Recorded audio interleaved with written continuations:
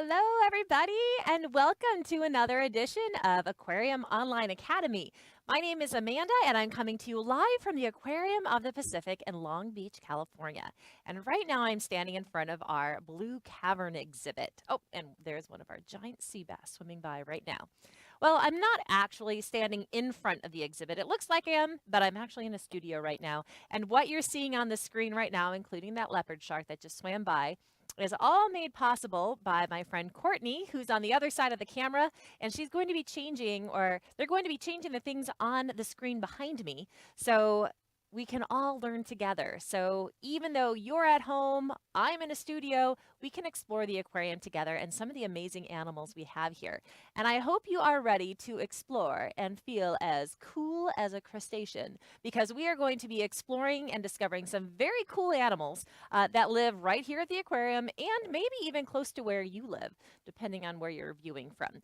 But if you'd like to participate along with us today, we encourage you to text us. You can text us any questions that you have or any observations or comments during our program at the number on the screen right below my finger. 562-286-1838. So children, make sure you have your parents' permission to do so because text messaging rates may apply. But if you're watching this at a later time and it's not during our live program at 10 o'clock in the morning on Tuesday, May 21st, then you can, and that's California time, by the way, you can email any questions you have to the email that you see at live@lbaop.org, and one of our educators will be happy to respond to you. So let's go ahead and get started. We're going to be exploring, as I said, the world of the crustacean. So what is a crustacean? Do you think there are any animals behind me swimming around up here that may be crustaceans? Are crustaceans fish? Or, oh, what is that thing that just swam by? It looked like that was a stingray of some sort. Are rays crustaceans? Are you thinking no? Well, if you're thinking no, you're right, because fish are not crustaceans. Crustaceans, what does that sound like to you? Crustaceans, crust. Well, if you're hungry, you might be thinking pizza crust, maybe like I am right now. But that's not the type of crust we're talking about. If you think about something being crusty, though, it's kind of hard. Which is interesting because the animals we're talking about are a type of invertebrate. Is that a word that you've heard before? Okay, go ahead and raise your hand, even if no one's around. Have you heard the word invertebrate before? Yeah, raise your hand if you've heard it. And now you have seen it. So here's the word invertebrate. Now, what does the word invertebrate mean? Do you know? Do any of you know? And again, if you want to contact us and join us, you can text this number here, 562-286-1838. So what is an invertebrate? Is it something that you and I are? Are we invertebrates? No, you're right. We are not invertebrates. But if you were to basically cover up, let's see if I can do it with my hand here. Not very well. There we go. Courtney made it a lot easier for me. If we took off the I and the N on that word, it would just be vertebrate. And that, my friends, is what you are and what I am. We are vertebrates. And the reason we know this is because if you take your hands and you put them behind your back and you bend over and you feel all those bumps going up and down the middle of your back, those are vertebrae. So that's your backbone or your spine. But your backbone is actually not just one bone, it's several bones all stacked up on top of each other. And each one of those individual bones is called a vertebra. And so you have many vertebrae stacked on top of each other. You are considered a vertebrate. You have a backbone. And so your backbone is several bones called vertebrae stacked up on top of each other. They make your spine. And any animal that has vertebrae is called a vertebrate. So go ahead right now and say, I am a vertebrate. Oh, say it proud. I am a vertebrate. That's right. You are a vertebrate. I'm a vertebrate because we have vertebrae. But today we're going to talk about the animals that don't have vertebrae. And that is why we call them invertebrates. So invertebrates are animals that don't have vertebrae. So can you think of some examples of animals that are invertebrates? Well, what about, actually, you might be thinking behind us, are any of these animals invertebrates? They don't have a spine? Well, all the fish I'm seeing, fish are vertebrates. They have spines. They have little bones. If you've ever eaten fish, you need to be careful that you don't eat the fish bones. They might be small, but they're still there. So these are all vertebrates. But maybe we can look at an animal that's not a vertebrate, that's an invertebrate. Have you thought of any yet? Can you think of any animals that live in the ocean that are invertebrates? Think in your mind of an animal that might be an invertebrate. And I'm going to have Courtney change the picture behind me, and we'll see if this might be an invertebrate that you were thinking of. Dun, dun, dun. This! Yeah, this definitely is an invertebrate. Do you see any bones on the body of this animal? Absolutely not. It's really easy to tell because you can see right through them. So sea jellies are transparent and they are invertebrates. They have no bones whatsoever. Is that one of the animals that you were thinking of? Can you think of any other animals that might be invertebrates? Think in your head. Think right now. I'm going to have Courtney change the picture. We'll see if it's another invertebrate that you're thinking of right now. Ready? Oh, were you thinking of this one? This is a pretty big one, actually. This is one we have at the aquarium called a giant spider crab. And the giant spider crab is indeed an invertebrate. But it's different than the sea jelly because the sea jelly we could kind of see through, is very soft and squishy, transparent. We could definitely see there were no bones. But this one's kind of stiff. And it kind of looks like, definitely not as soft and squishy. So they still have structure to their body. But remember how we were talking about crustaceans and being kind of crusty? Well, yeah, on the outside of their bodies, they have something that makes them kind of crusty. It gives them a hard covering to protect the soft parts on the inside of their body. So our body is kind of soft on the outside, but we've got the hard structure of bones on the inside. These animals don't have any bones at all. They're invertebrates, remember? But instead, they have the crusty hard part on the outside. So this is a crustacean. So a crustacean has this special covering. Do you know what this special covering is called? Because it does have a special name. So it's not called a shell. Did you know that? Yeah, it's different than a shell. It has something on the outside. And when something is on the outside, we call it the exterior. So this is an exterior sort of skeleton. So we call it an exoskeleton. Can you say that with me? Exoskeleton. An exoskeleton is the structure that a crab or a crustacean has on the outside of its body, making it kind of crust-like. And it allows it to actually move along pretty well. So you can see that this animal does have legs. In fact, how many legs do you think a giant spider crab has? Should we count them together? Let's see if we can tell. Okay, well, let's start at the bottom here maybe. 1, 2, 3, 4, 5 legs.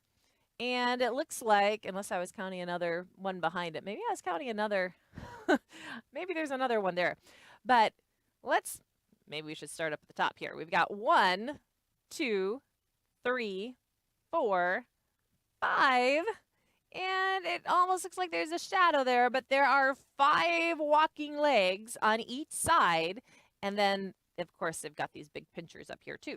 So they've got 5 spaces, but it is kind of hard to tell here if there might be something in the background that I'm looking at that I'm counting as a leg. So I think there might be another giant spider crab there, but they have 5 legs on each side. So that means they have a total of 10 legs, and that means we call them decapods.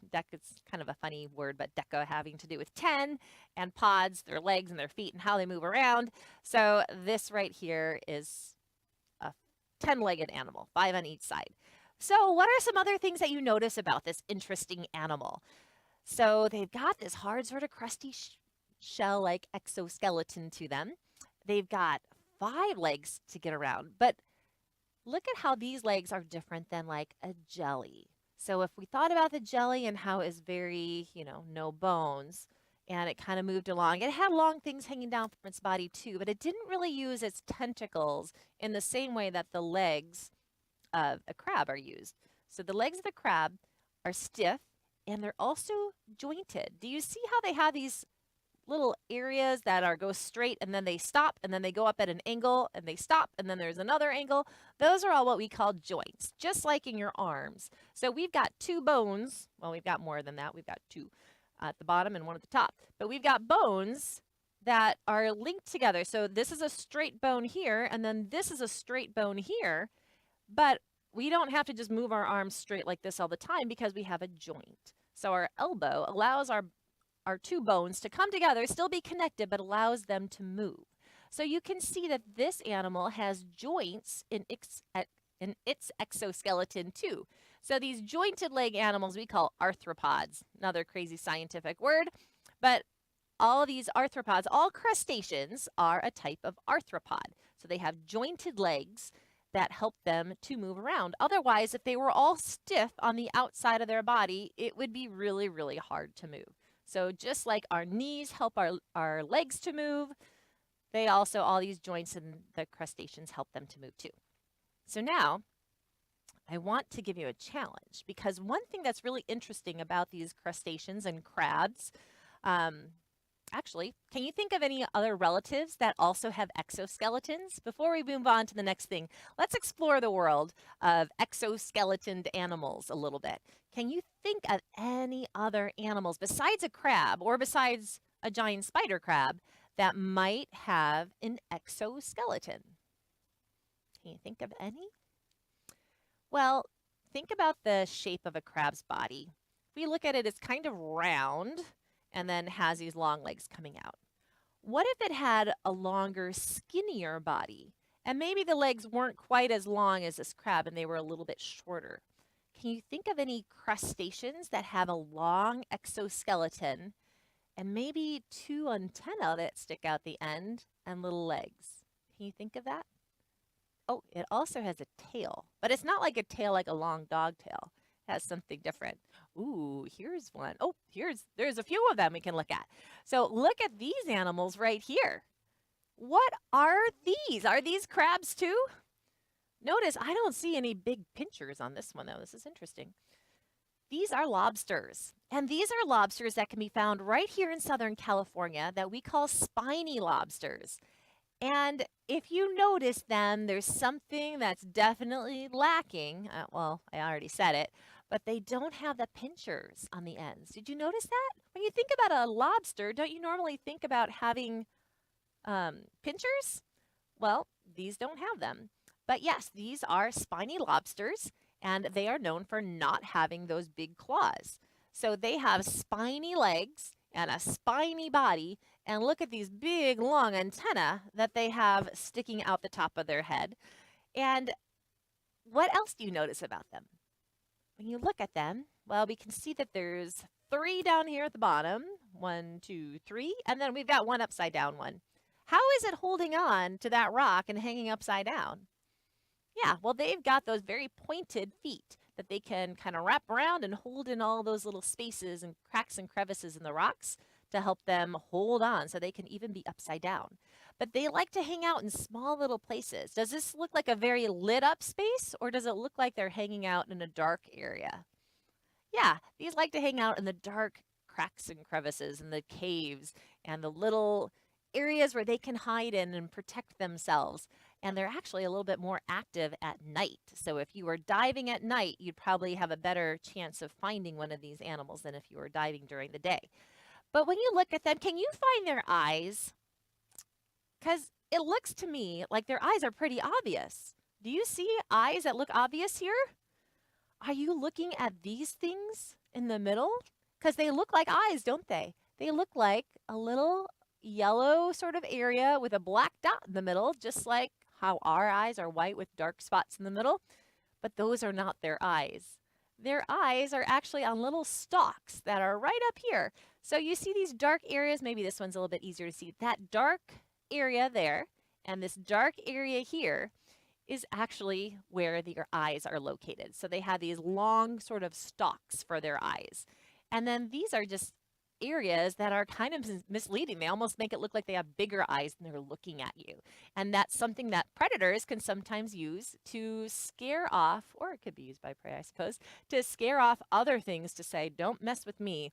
I've got these big eyes that are watching you all the time, even if their eyes aren't looking at them. Someone might think, well, this definitely looks like it's looking at me right now.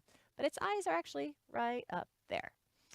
But now, as we look at these animals and we think about their bodies and we can see all the joints in their legs, right, to help them move, well, I want you to think about how this animal is going to grow. Just think about how we grow. Well, we grow a little bit, and you're probably growing a lot every single day, but we don't notice it right away. But over time, we start to get taller. Our body starts to get bigger, our arms get longer, our legs get longer, our skeleton grows on the inside, but we see it on the outside. But imagine if you were living or if you had like a hard case all around your body, like these animals do. How do they grow? Because if you're growing on the inside, but then you come up against a hard outer covering, but how do you grow? Do you have any idea what these animals do when they grow or what it looks like? Because they have to do something very unusual that you and I don't have to do as we grow. We grow naturally, our bones just get bigger, our skin gets bigger, all inside of us while we don't even realize it. But they have to make a very big change to their lifestyle as they grow. When they are ready to move into like the next size of clothing, think about how you have to go, and as you're growing, you have to get the next size bigger as you grow. Well, they kind of need to do that, but they need to do it to their exoskeleton. But how do they do it? Well, what they do is they pull in water. They suck in water and they push it into all the inside parts of their body. And they kind of puff themselves up a little bit because as they're growing, their body is kind of pushing out. Their body is like, I'm up against, it's kind of like the Incredible Hulk, right? So when he gets angry and he bursts out of his clothes, he gets really, really big. Well, that's kind of what a crustacean has to do. As they're getting bigger, they're getting ready to bust out of that exoskeleton. And so they actually crawl out of their own exoskeleton. And it's what we call molting. So if an animal molts, what they're doing is crawling out of their hard shelled body. Now, let me show you an example of a really big molt that we have here. I'm hoping that I don't mess it up. It's kind of broken in little places already anyway, but I'm going to bring it over here. This is from one of the spiny lobsters, but this is just the front part. This is just like the head area, and their long body would have come out this way. So this animal would have been about this big, really big, but this is where its head would be, and these are where its eyes were located. And this would have been those two big long antennae. But right now, because it's kind of crusty and kind of dried out, these fall apart pretty easily. But normally this would have a big long antenna attached to it. Ah, yeah, right here, like in this picture. So what you're looking at is like the front that you would see if this animal was hiding in a cave looking at you. This would be the exoskeleton that you see right here in these pictures. But they have to crawl out of it. So if I turn this around, you would see it's all empty and it's hollow on the inside. This is the part of the spiny lobster's body that it pulled out of its exoskeleton. And it actually had to kind of back out of this area. So it creates in this little area, which would be like a joint, it separates the two different parts of its body. It actually backs out of this. So this separates from the rest of its body and it crawls out. But what's crazy is when it does crawl out of its exoskeleton, it looks the same as this looks. Yeah, they look exactly the same. So it's not like if we were to take off our skin, we would look really different underneath our skin. But they don't look any different underneath their exoskeleton. They look the same way because they have basically like this new layer, this exoskeleton that's already been growing and forming inside their old exoskeleton. But here's what's crazy. Once they bust out of this exoskeleton and they're free of the exoskeleton, then they really start bringing in the water. So they suck in the water and they put it inside of themselves. So remember, they were a little bit smaller because they had to fit inside that hard shell, that hard exoskeleton. But now once they get out, the exoskeleton, how they look on the outside is really soft. So it's not hard like the old exoskeleton they're coming out of. Now they're really soft. They have a soft, soft body. And so because they have a soft kind of flexible body, what they do is they suck in the water and then they puff themselves up really big. So then they suddenly seem a lot bigger than they were just a moment ago when they were in their old exoskeleton. And then what they have to do is as they puffed up and get really big and kind of stretch out their new exoskeleton before it hardens, they have to find a place to hide because when they're soft like this, a hungry predator could come along and instead of taking a bite and thinking, "Oh, that's too crunchy. I can't eat something like that." It would be really, really soft. Have you ever heard of people eating soft-shelled crabs before? Well, a soft-shelled crab is just simply a crab that has molted recently and has a soft exoskeleton. So it's really squishy and it's not crunchy. You don't have to break off the legs or something to eat it. It's really soft. So that's what these crustaceans have to do. Every time they're growing, they have to molt, crawl out of their old exoskeleton, puff up really big with water until that exoskeleton hardens. But again, until they do, they have to find a good place to hide so they're not eaten by hungry predators that want to eat them for a meal. And then, once that exoskeleton has hardened, then they can relax and let out all that water. And then they've got room to grow inside their own bodies. So they've got space underneath that exoskeleton to grow. It's kind of like buying a pair of shoes that's one size or maybe even two sizes too big for you because your mom knows you're going to grow, your feet are going to get bigger, and otherwise, if I get some that fit you just perfectly now, you're going to outgrow them in another month. So getting a size a little bit bigger allows space for you to grow, kind of like when crustaceans have to molt their exoskeletons. So was that interesting to you? Did you learn something new? I think it's fascinating. When I first learned how these animals molted, it surprised me because it never made sense to me. How can something in a hard shell crawl out of it and suddenly be bigger when it wasn't bigger just a moment ago? But it's because they're filling up with water, stretching themselves out, making themselves really big, and then once they harden, then they can relax and then they can grow inside. So now you know about the world of growing inside the molt of an exoskeleton or of a crustacean. So what are some other crustaceans? We talked about crabs, we talked about lobsters, and we talked about how they molt. But I'm going to ask you a question. I have a quiz for you. What animal is this from? Do you know what this is? It looks like a hard shell. Is this from a crustacean? Well, is it the same as an exoskeleton? Maybe we should look a little bit closer. I can come over here. Let me zoom out to my document cam. And what would you call this thing? Let's look at it on all sides. And if I flip it over this way, interesting. It's got a space there. What is that? It looks a little bit different than like an exoskeleton, like the smaller one that I have from a spiny lobster. So this is just the head area. And again, there is an empty space inside there.